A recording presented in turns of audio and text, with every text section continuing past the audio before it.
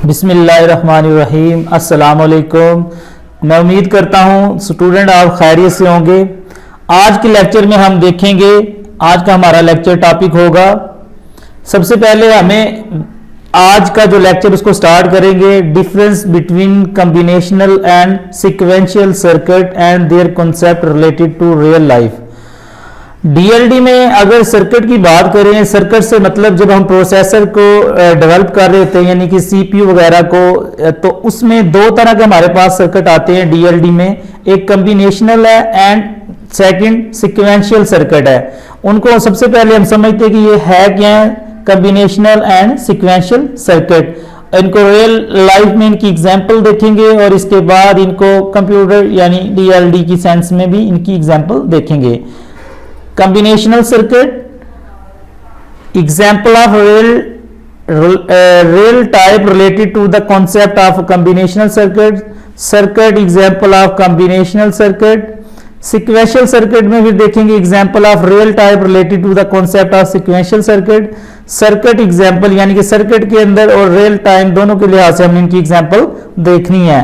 तो चलते हैं नेक्स्ट स्लाइड के ऊपर। सबसे पहले हमारे पास है combinational circuit, ऐसा सर्किट जिसमें हमने सिर्फ करंट इनपुट को देखना होता है, उसके अलावा हमने प्रीवियस इनपुट को नहीं देखना होता, वो उसकी बेस पे हम आउटपुट को ले सकते हैं, वो हमारा होता है कॉम्बिनेशनल सर्किट। तो स्लाइड पे देखें student, the circuit whose output at any instant depend only on the input present at that instant only is known as combinational circuit. यानी कि इस सर्किट में जो हमने करंट इनपुट होगी उसकी बेस पे ही हमारी आउटपुट हमें मिल जाती है, तो this is called combinational circuit. The circuit whose output at any instant का मतलब किसी एक लम्हे में, depends only on the input present at that instant only is known as combinational circuit. This type of circuit has no memory unit. पहली तो बात यह कि करंट इनपुट की बेस पे हम आउटपुट इससे हासिल कर लेते हैं, और नंबर 2 पे इसमें कोई मेमोरी यूनिट नहीं होता, यानी कि जो भी इनपुट या आउटपुट होगी उसको परमानेंट स्टोर करने के लिए कोई मेमोरी यूनिट इसमें नहीं होगा। Combinational circuit only depend on the present input. वही बात कि जो कॉम्बिनेशनल सर्किट में जो इनपुट का कॉन्सेप्ट है वो प्रेजेंट इनपुट को लेते हैं, प्रीवियस अगर कोई इनपुट पड़ी है वो इसमें नहीं होगी, क्योंकि हमारे पास मेमोरी यूनिट नहीं होता तो वो इसमें हम प्रीवियस का जिक्र नहीं करेंगे। कॉम्बिनेशनल सर्किट में जस्ट प्रेजेंट इनपुट की बेस पे हमने क्या कर देना, आउटपुट ले लेनी है। नेक्स्ट स्लाइड पे चलते हैं। एग्जाम्पल, ये एग्जाम्पल अगर हम समझ लेते हैं तो हमें इस बात की समझ लग जाएगी what is combinational circuit. Example of real type related to the concept of combinational circuit. इसमें बात यह की गई है कि अगर एक स्टूडेंट सारा साल बल्कि यहां से आपको ये पहले एक बार इसको ट्रांसलेट कर देते हैं। Generally engineering student preferred night preparation for example, यानी कि आमतौर पे जो इंजीनियरिंग के स्टूडेंट होते हैं वो एक रात पहले तैयारी करते हैं।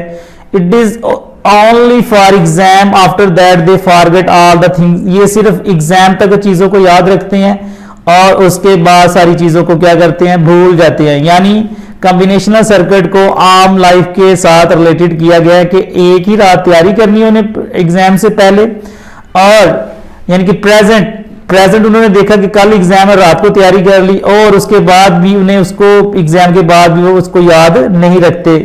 ठीक है, यानी इसमें means they do not want to remember, मतलब वो चीजों को याद नहीं रखना चाहते। So no memory is required for remember all the things, क्योंकि इसमें चीजों को स्टोर नहीं किया जाता फॉर लेटर यूज, सो इसलिए इसमें मेमोरी यूनिट नहीं होगा।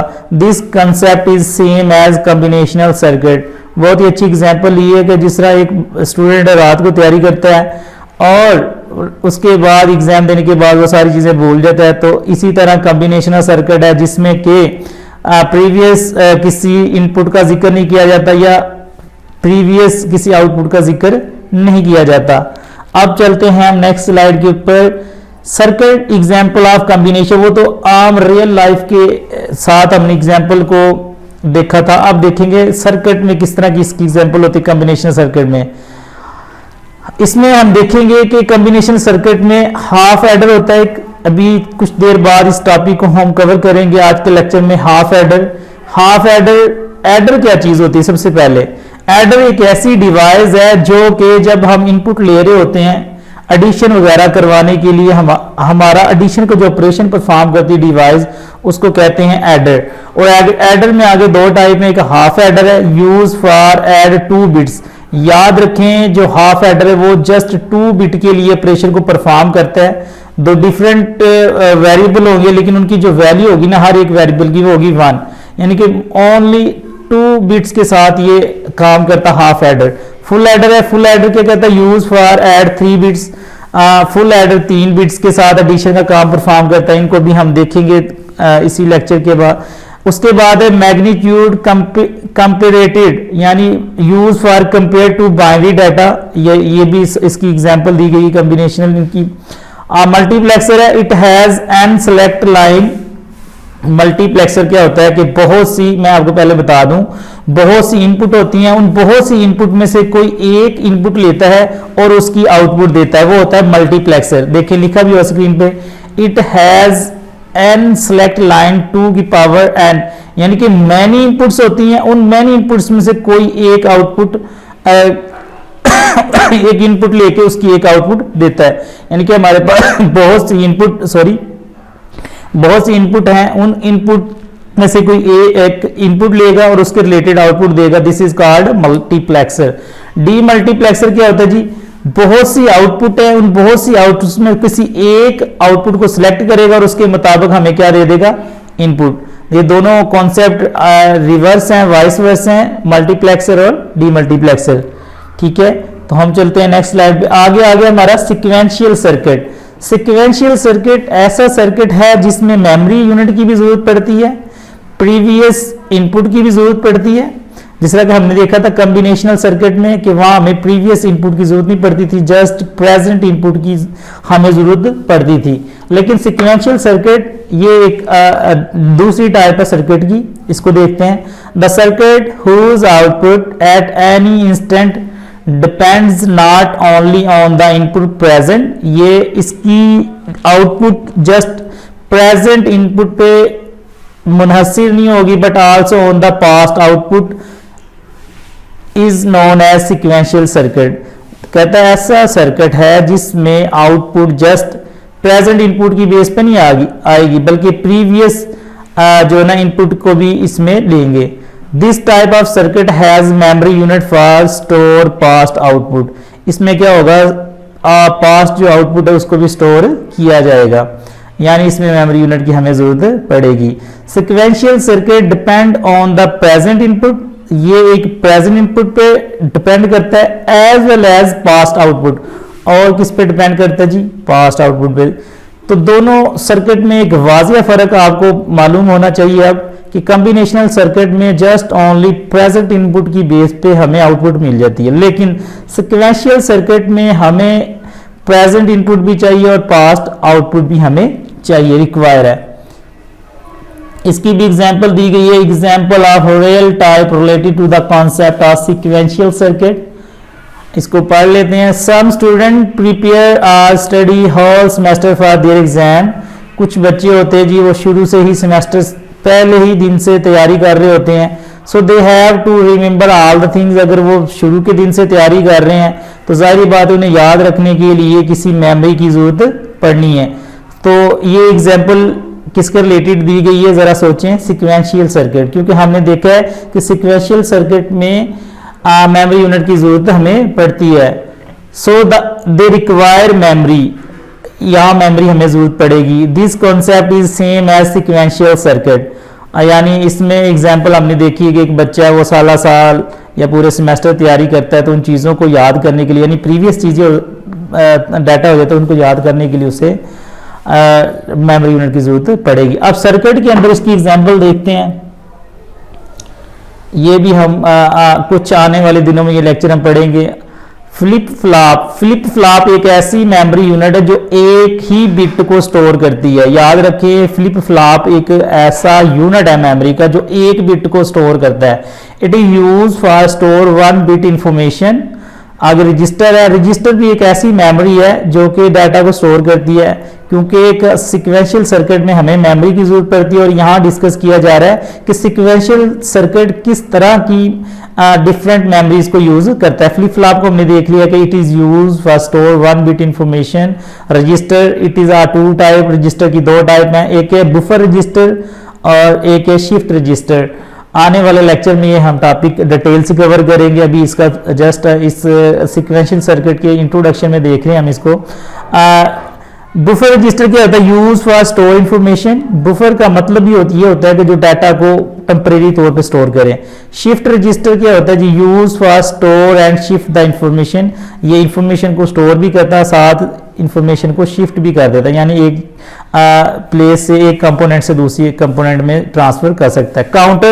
काउंटर भी एक मेमोरी की टाइप है और ये किस लिए यूज होता है? Use for count the number of pulses, यानी कि जब मेमोरी यूनिट में कितनी वो पल्सेस चल रही हैं, काउंट कर रहा होता है तमाम ऑपरेशन को। ठीक है जी, दिस इज कॉल्ड काउंटर। अब difference between combinational circuit and sequential circuit, ये इधर कुछ एक मजीद स्लाइड आपको यहाँ मिल रही है, हम इसको देखते हैं यहाँ दोबारा। कॉम्बिनेशनल सर्किट देखें, द सर्किट हुज आउटपुट, ऐसा सर्किट जिसकी output at any instant depends only on the input present at that instant only is known as a combinational circuit। वही बात के combinational circuit just present input के ऊपर depend कर रहा होता है। उधर देखिए sequential circuit, the sequential circuit whose output at any instant depends not only on the input present but also on the past output is known as sequential circuit। यानी sequential circuit only present input पे depend नहीं कर रहा होता, past output को भी देखता है। नंबर 2 पे लिखा है this type of circuit has no memory unit. Combinational circuit में क्योंकि हमें पास्ट आउटपुट की जरूरत नहीं पड़ती, सो इसलिए हमें यहाँ मेमोरी यूनिट की जरूरत नहीं पड़ेगी। दूसरी तरफ देखते हैं this type of sequential circuit का दूसरा पॉइंट है this type of circuit has memory unit for store past output. Yes, इसमें मेमोरी यूनिट की जरूरत पड़ेगी। एग्जाम्पल हमने देखी थी, एग्जाम्पल ऑफ कॉम्बिनेशनल सर्किट और हाफ हेडर। हाफ हेडर हमने देखा भी दो इनपुट के ऊपर जो ऑपरेशन परफॉर्म करता है एडिशन का। फुल हेडर 3 बिट को ऊपर परफॉर्म कर रहा होता है। मैग्नीट्यूड कंपेरेटर ये कंपेयर कर रहा था बाइनरी वैल्यू को। मल्टीप्लेक्सर हमने देखा था बहुत सी इनपुट में से कोई एक इनपुट लेता है, उसके रिलेटेड आउटपुट दे देता है। डी मल्टीप्लेक्सर का क्या मतलब? बहुत सी आउटपुट है, उनमें से एक आउटपुट को सिलेक्ट करता है और उसके रिलेटेड इनपुट का रिजल्ट दे देता है हमें। दूसरी तरफ एग्जाम्पल देखते हैं जी, एग्जाम्पल सिक्वेंशियल सर्किट और फ्लिप फ्लॉप। अभी हमने बात की फ्लिप फ्लॉप एक स्मॉलेस्ट यूनिट ऑफ मेमोरी है जो एक बिट को सिर्फ स्टोर कर सकता है। रजिस्टर भी एक मेमोरी है और दो टाइप हमने पढ़ी थी रजिस्टर की, बुफर रजिस्टर था और शिफ्ट रजिस्टर था। काउंटर काउंट करने का काम कर रहा होता है। तो आगे ये एक और स्लाइड मैंने इधर बनाई हुई है डिफरेंस करने के लिए, वो देखते हैं। एक और हम स्लाइड को देखते हैं ताकि कॉम्बिनेशनल सर्किट और सिक्वेंशियल सर्किट में मजीद हम फ़र्क को समझ सकें। तो ये आपके सामने एक स्लाइड ओपन है, इसको जूम करता हूँ ज़रा। कॉम्बिनेशनल एंड सिक्वेंशियल दो कॉलम बने हुए हैं। सबसे पहले कॉम्बिनेशन का पॉइंट देखते हैं। Output of any instant of time depends only upon the input variable, यानी कि प्रेजेंट जो इनपुट होगी उसके ऊपर ये डिपेंड कर रहा होगा। सिक्वेंशियल में क्या कहता है? Output is generated dependent upon the present input. Number 1 present input variable पर डिपेंड करेगी and also on the basis of past history of these input, और पास्ट जो हिस्ट्री होगी ना उनकी, उनके ऊपर भी वो डिपेंड कर रही होगी।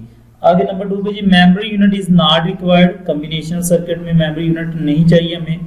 It does not allocate any memory to the elements. किसी भी तरह की मेमोरी का जो एलोकेशन यानी मेमोरी रिजर्व नहीं होगी, मेमोरी नहीं बनेगी जब कॉम्बिनेशनल सर्किट को हम यूज करेंगे। नंबर 2 पे memory unit is required. Sequential में मेमोरी यूनिट रिक्वायर है। इट एलोकेट्स, एलोकेट का मतलब है प्रोवाइड करना, मुहैया करना। Any memory to the element, यहाँ एलोकेट होगी मेमोरी। ये बड़ा इंपॉर्टेंट पॉइंट है, एमसीक्यूज पूछा जा सकता है। कॉम्बिनेशनल सर्किट फास्टर होगा क्योंकि इसमें हमने मेमोरी को रिट्रीव नहीं करना, स्टोर जहां पड़ी होगी मेमोरी, क्योंकि इसमें स्टोर होती नहीं मेमोरी, तो लिहाजा ये डायरेक्ट इनपुट को लेता है और उसका डायरेक्ट उसका वो रिस्पॉन्स दे रहा होता है, ये फास्टर होगा। और सीक्वेंशियल क्या होगा, स्लो। इसकी रीजन क्या है, क्योंकि इनडायरेक्ट हम कर रहे होते हैं मेमोरी को एक्सेस, वो मेमोरी कहीं पड़ी होती है, मेमोरी में डाटा पड़ा होता है, उसको एक्सेस कर रहे होते हैं, एड्रेस जाता है वह, इसलिए ये क्या होगा, स्लो होगा। इजी टू डिजाइन, ये इजी टू डिजाइन होगा। दूसरे नंबर पर सीक्वेंशियल क्या होगा, डिफिकल्ट टू डिजाइन। ये कॉम्बिनेशनल जो सर्किट है, पैरेलल एडर होंगे इसमें। एडर मैंने बताया था कि ऐसी डिवाइस है जो एडिशन का काम परफॉर्म कर रही होती है। नंबर 2 पे सीक्वेंशियल में कौन से एडर होंगे, सीरियल एडर, ठीक है। और उसके बाद इनकी एग्जांपल दी हुई है, half and full adder, half and full subtractor, multiplexer, D multiplexer, और इधर एग्जांपल दी गई है, flip flop, shift register, binary counter. तो ये तो हमारा अभी तक हमने देखा what is the main difference between combinational and sequential circuit. अब हम देखेंगे कॉम्बिनेशनल सर्किट के जो फीचर है उनको हम डिस्कस करेंगे। सबसे पहले हम देखेंगे एडर। मैंने पहले बताया कि एडर ऐसी डिवाइस हैं जो कॉम्बिनेशनल सर्किट में एडिशन का काम परफॉर्म कर रही होती हैं। और दो तरह के एडर होते हैं, कुछ एडर ऐसे होते हैं जो 2 बिट के ऊपर एडिशन परफॉर्म कर रहे होते हैं, 2 इनपुट के ऊपर यानी ऑपरेशन परफॉर्म कर रहे होते हैं, वो होते हैं हाफ एडर। और कुछ एडर इस तरह के जो 3 इनपुट के ऊपर भी ऑपरेशन परफॉर्म कर रहे होते हैं, वो होते हैं फुल एडर। तो इस टॉपिक में हम कवर करते हैं कि एडर क्या होते हैं। सबसे पहले स्क्रीन पे देखें, computers implement arithmetic computation such as addition, subtraction, multiplication, division and many such operation using the concept of combinational circuit। Computer में अरिथमेटिक के जो 4 बेसिक ऑपरेशन है, एडिशन, सब्ट्रैक्शन, मल्टीप्लिकेशन, ये सारे जो काम है कॉम्बिनेशनल सर्किट की मदद से ये हम परफॉर्म करते हैं। जिससे एग्जांपल भी दी गई हुई है, ये उन्होंने एडिशन किया बाइनरी वैल्यू को। आगे लिखा, one addition of 2k bits is computed the answer must be of k bit. जब अगर हमने k बिट को ऐड कर रहे हैं तो आंसर भी k बिट में ही आना चाहिए। लेकिन समटाइम इस तरह होता है कि हम जब आंसर k बिट, इनपुट हमारी k में होती है लेकिन आंसर हमारा आता है k+1, यानी कि अगर मैं बात करूं हमारे पास 3 बाइनरी वैल्यू थी, उनका रिजल्ट भी 3 ही बाइनरी वैल्यू में आना चाहिए था, लेकिन सम टाइम होता क्या है कि 4 बाइनरी में उनका आंसर आ जाता है। तब हम क्या करते हैं, उसको बताया गया, if the number are unsigned binary, unsigned का मतलब होता है जो पॉजिटिव नंबर होते हैं बाइनरी में, the result can be k+1, यानी कि जो इनपुट में जितनी तादाद थी बाइनरी की उससे आंसर बढ़ गया एक। 2 टाइप्स ऑफ एडर है हमारे पास, हाफ एडर है और फुल एडर है। सबसे पहले देखते हैं half adder. Half adder is a combinational circuit, ये कॉम्बिनेशनल सर्किट है दैट परफॉर्म द एडिशन। ये क्या परफॉर्म करता है, एडिशन ऑफ 2 बिट्स। याद रखें ये 2 बिट्स के ऊपर एडिशन को परफॉर्म करता है। This circuit needs 2 binary input and 2 binary output. इस सर्किट को 2 ही इनपुट की जरूरत पड़ती है और 2 ही आउटपुट इसमें आती है, यानी ऐसा सर्किट हाफ एडर की बात कर रहे हैं जो 2 इनपुट लेता है और 2 ही आउटपुट जनरेट करता है। This is called half adder. सबसे पहले ट्रुथ टेबल की बात कर लें। ये ट्रुथ टेबल आपको नजर आ रहा है। इनपुट में हमने लिया है x y, यानी कि x एक हमने इनपुट लिए, एक y लिया है, ठीक है। आपको पता है जब 2 वेरिएबल होते हैं तो 2 की पावर 2 आए तो 4 टोटल कॉम्बिनेशन बनते हैं, 4 बनते हैं। तो पहले में हम 2 रख लेते हैं, 0 0 आ गया, 1 1, उसके बाद एक बच गया, फिर 0 1 0 1। प्रीवियस लेक्चर में इसको बताया गया था। या आउटपुट की बात करें तो आउटपुट में ये C जो रिप्रेजेंट कर रहा है कैरी को रिप्रेजेंट कर रहा है, कैरी को रिप्रेजेंट कर रहा है, ठीक है। कैरी का मतलब होता है जब हम 1, फॉर एग्जाम्पल हम जमा करते हैं जी 1 + 1, 1 + 1 2 तो नहीं ना लिखेंगे हम, रिजल्ट तो हमारा आएगा 0 1 में, तो हम इधर क्या ले लेंगे, कैरी ले लेंगे, रिजल्ट हमारा 0 आ जाएगा और ये हम क्या ले लेंगे, कैरी ले लेंगे, ठीक है जी। तो और ऐसा में किधर रिप्रेजेंट कर रहा है, सम को। सबसे पहले जो हमारे पास इनपुट है वो है जी, पहले रो में हमारे पास इनपुट है, पहला जो हमारे पास कॉम्बिनेशन है 0 0, तो कैरी इधर कोई जनरेट नहीं होगा 0, और सम भी क्या होगा 0। नंबर 2 पे आ जी 0 x 0 है, y 1 है, तो कैरी भी इधर क्या होगा हमारे पास 0, क्योंकि 0 प्लस 1 करें तो रिजल्ट आता है 1, सम हमारे पास आ गया 1। अब नंबर 3 पे आ जाए, तीसरे कॉम्बिनेशन में हमारे पास x 1 है और y क्या है 0, फिर भी हमारे पास सम क्या आएगा 1 और कैरी क्या होगा 0।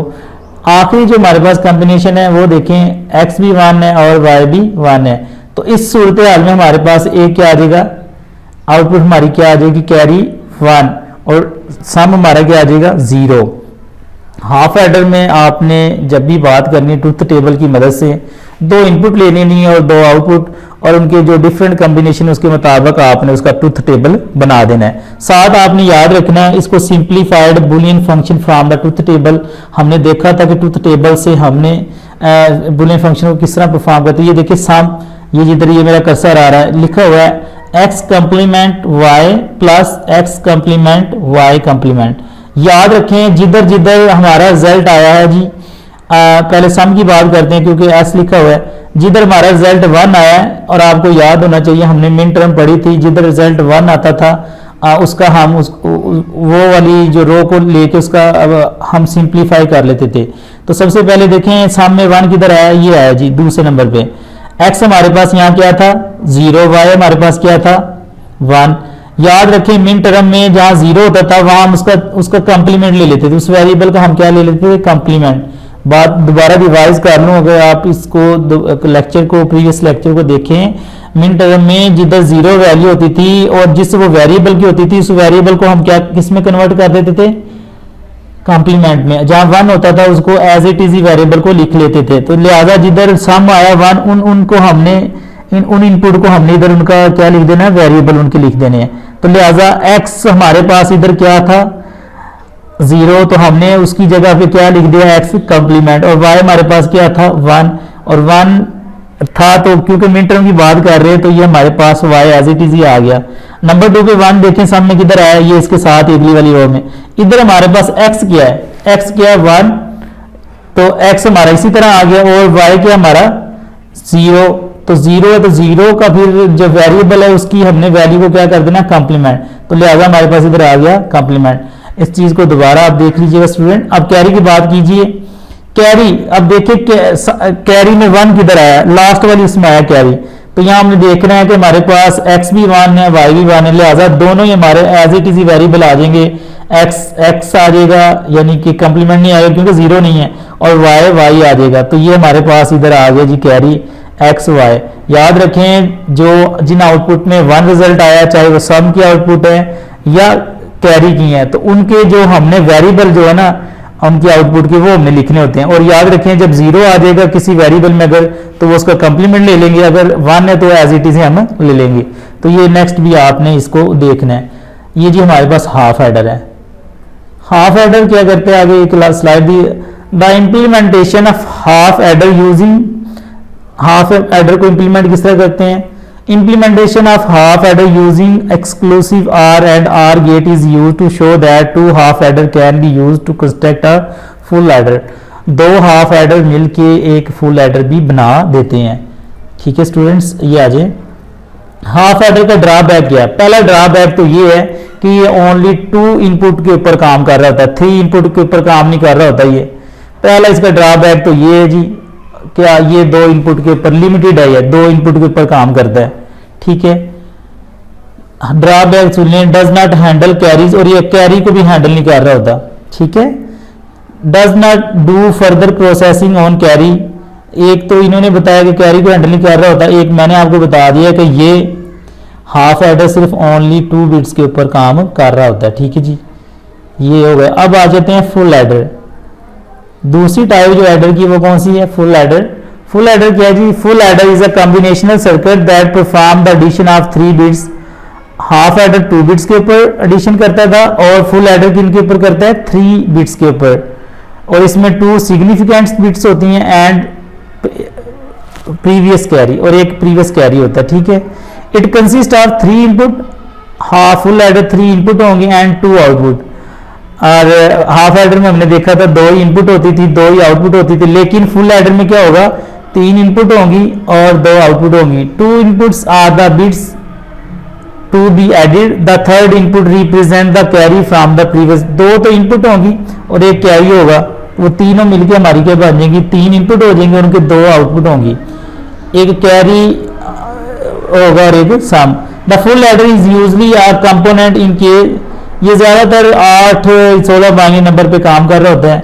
इसके ट्रुथ टेबल पे चलते हैं। सबसे पहले हमने देखा था कि जी फुल एडर में कितनी इनपुट होती हैं, सोचें जरा, 3 इनपुट होती हैं, एक उसमें प्रीवियस को भी ले रहे होते हैं हम, ठीक है। तो लिहाजा हमारे पास इनपुट में कितने हैं, हमने इधर ले लेने हैं 3, एक्स वाई सी इन। सी इन का मतलब है कैरी जो कि इनपुट के ऊपर है, कैरी कौन सा, इनपुट वाला। और इधर देखें आउटपुट कितनी होगी, एक सम वाला और एक कैरी आउट, यानी कैरी कौन सा, आउटपुट वाला। याद रखें एक कैरी इनपुट वाला है और एक कैरी आउटपुट वाला है। ये बात कर रहे हैं हम फुल एडर की।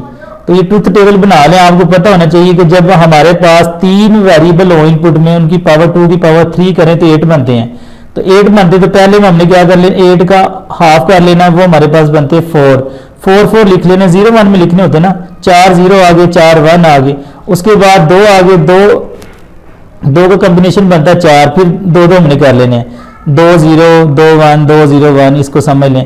एक अगर वेरिएबल रह गया तो 2 इनके कॉम्बिनेशन बनते हैं 0 1 0 1, ये आ गया, ठीक है जी। ये आउटपुट हमारी आएंगे। अब सबसे पहले हमने देखना है इधर पहला जो इधर लिखा हुआ है, एक्स हमारे पास 0 है, वाई 0 है और सी भी हमारे पास क्या आएगा 0। तो हमारे पास सम क्या है 0 और कैरी आउट वाला कितना आया 0। आगे देखें एक्स भी 0 है, वाई भी 0 है और कैरी हमारे पास क्या है 1। सम क्या आ गया जी 1 और कैरी जो आउट है वो 0 आ गया। ये 100 आना, आप इसको देखते जाएं, लेकिन जहाँ चीज़ मेन है वो मैं आपको बताता हूँ। इधर पहले इसको साथ वाली स्लाइड को पढ़ लेंगे, आपको क्लियर कर देगी। The sum output is equal to 1, sum equal to 1 होगा when only 1 input is equal to 1, जब कोई भी तीनों में से एक इनपुट 1 होगी ना, यानी कि एक्स वाई और सी इन यानी कैरी इन, तीनों में से अगर कोई एक वैल्यू भी 1 हुई तो सम हमारा क्या आएगा 1। और व्हेन ऑल 3 इनपुट है, यानी कि कम से कम एक इनपुट तीनों में से 1 हुई तो हमारे पास सम 1 आ जाएगा। वो तीनों भी हो सकते हैं, फिर भी रिजल्ट हमारे पास क्या आएगा 1। सम की बात की है। कैरी आउट की बात की है, कैरी जो कि आउटपुट में हैज अ कैरी 1 इफ 2 और 3 इनपुट्स आर इक्वल। इसमें क्या होगा, कैरी आउट में कम से कम 2 इनपुट 1 होनी चाहिए या 3, तो फिर हमारे पास कैरी आउट का रिजल्ट क्या आएगा 1। द करनॉफ मैप, की मैप जो हमने देखा था, simplified expression shown in the following figure. तो ये जी देख लें आप, हमारे पास लास्ट वाली ये जो रो इसको देख लें, एक्स हमारे पास क्या था 1, वाई हमारे पास क्या था 1 और सी इन यानी कैरी इन इनपुट हमारे पास क्या था 1। तो हमारे पास सम भी 1 आ गया और कैरी आउट भी 1 आ गया। हमने देखा था कैरी आउट तब ही 1 आएगा जब 2 इनपुट 1 होगी या 3 इनपुट 1 होगी। फुल एडर को हमने अब के मैप की हेल्प से हमने क्या करना है, सिंप्लीफाई करना है। ये देखिए ये वाला टेबल हमने देख लिया था और हमने देखा था फुल एडर में हमारे पास इनपुट कितनी होती हैं 3 और आउटपुट कितनी होगी 2। एक इनपुट में हमारा कैरी इन होगा यानी इनपुट वाला कैरी और एक हमारे पास होगा सी आउट यानी कि कैरी वाला आउट। तो के मैप की मदद से हमने इसको क्या करना है, सिंप्लीफाई करना है। याद रखें फुल एडर को के मैप की मदद सिंप्लीफाई करते हैं। तो हमारे पास इनपुट कितनी होगी, हमने देखा था के मैप में जितनी हमारे पास इनपुट होती हैं उनकी हम 2 की पावर 2 है तो 4 हमारे पास सेल बन जाते हैं, 2 की पावर 3 है तो 8 सेल बन जाती हैं। तो क्योंकि हमारे पास फुल एडर में इनपुट कितनी है 3, एक हमारे पास ये देखें ये आपके सामने स्क्रीन पे नजर आ रहा है आपको। सबसे पहले हम सम के लिए कर रहे हैं एक्स और एक हमारे पास लिखा वाई वेरिएबल और एक सी इन, तीनों इनपुट लिख लिए। इनके हमारे पास टोटल कॉम्बिनेशन बनते हैं 8 और एक्स का हमने कॉम्बिनेशन लिख लिया 0 1 और इधर वाई सी इनके हमने कॉम्बिनेशन लिख लिए 0 0 0 1 1 1 1 0। अब करना क्या है कि के मैप में जब हम सिंप्लीफाई कर रहे होते हैं हम मिन टर्म का कॉन्सेप्ट यूज करते हैं। मिन टर्म का कॉन्सेप्ट क्या है कि जिधर रिजल्ट में यानी कि आउटपुट में 1 आया आपने उन वेरिएबल को कंसीडर करना है। सबसे पहले देखिए हम इधर जाते हैं इस ट्रुथ टेबल में, सम किधर 1 आया हमारे पास, सम हमारा 1 आया जी ये वाला सेकंड जो हमारे पास ये कॉम्बिनेशन बनता है 0 0 1 यानी कि 0 0 1 आया। तो हम देखते हैं कि यहाँ 0 0 1 की क्या चीज बनती है। ये देखें x हमारे पास 0 है और इधर देखें ये 0 1, 0 0 1 ये तीनों को मिला के इनपुट को हमारे पास रिजल्ट क्या बनता है 1। तो इधर हमने क्या कर देना 1 क्लिक कर देना है। अब होना क्या है कि याद रखें ये हमारे पास ये बात समझ ली कि जिधर 1 आएगा उन चीजों को हमने कंसीडर कर देना है। अब देखें हमारे पास 2 0 आते हैं 0 0 1 यानी कि 2 0 आगे एक 1 और हमने देखा था कि मिन टर्म में जिधर 1 होता है ना सॉरी जिधर 0 होता है 0 जिधर होता है ना उधर हम उस वेरिएबल का कंप्लीमेंट लिखते हैं जब बूलियन फंक्शन लिख रहे होते हैं उसका इक्वेशन। तो ये देखिए हमारे पास 2 0 थे, एक x वाला 0 था और एक y वाला 0 था। तो x कंप्लीमेंट आ गया y कंप्लीमेंट आ गया और 1 था 1 को एज इट इज लिखते थे वेरिएबल का नाम वो था हमारे पास सी इन। उम्मीद करता हूं ये बात आपको समझ लगी होगी। नंबर 2 पे देखना सम हमारे पास 1 किधर आता है, ये आता है हमारे पास इधर 0 1 0 0 1 0 हमने देखना है अब इस के मैप में 0 1 0 0 1 0 ये हमारे पास ये आता है x का ये 0 और ये देखें 1 0 इधर भी मैंने इधर भी क्या किया है 1 क्लिक हो गया। अब जिधर 0 है ना उस वेरिएबल का कंप्लीमेंट लिखना हमने याद रखे और जिधर 1 है एज इट इज आ जाएगा। 0 1 0 है तो 0 का भी कंप्लीमेंट आएगा उस वेरिएबल का यानी कि x कंप्लीमेंट और 1 है 1 का एज इट इज आएगा y आ जाएगा और 0 है तो c इन का भी क्या आएगा कंप्लीमेंट। ये देखें सामने लिखा हुआ है x कंप्लीमेंट y उसी तरह ही आ गया क्योंकि 0 1 0 है और c का भी क्या आ गया कंप्लीमेंट। नेक्स्ट आपने करना लेकिन चलिए मैं आपको बता देता हूं और सम देख लेते हैं आप।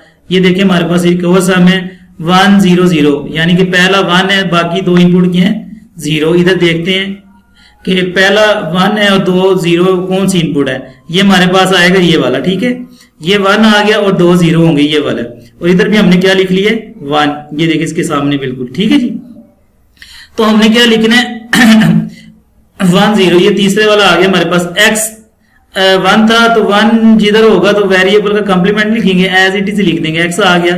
बाकी 2 0 थे y का भी कंप्लीमेंट आ गया और एक और 0 था तो c इन का भी क्या आ गया कंप्लीमेंट। लास्ट वाला आप देख लें स्टूडेंट ये आपको नजर आ रहा है तीनों ही हमारे पास क्या 1 है तो लिहाजा तीनों ही ओरिजिनल इनपुट आ जाएगी x आ जाएगा y आ जाएगा और c इन आ जाएगा।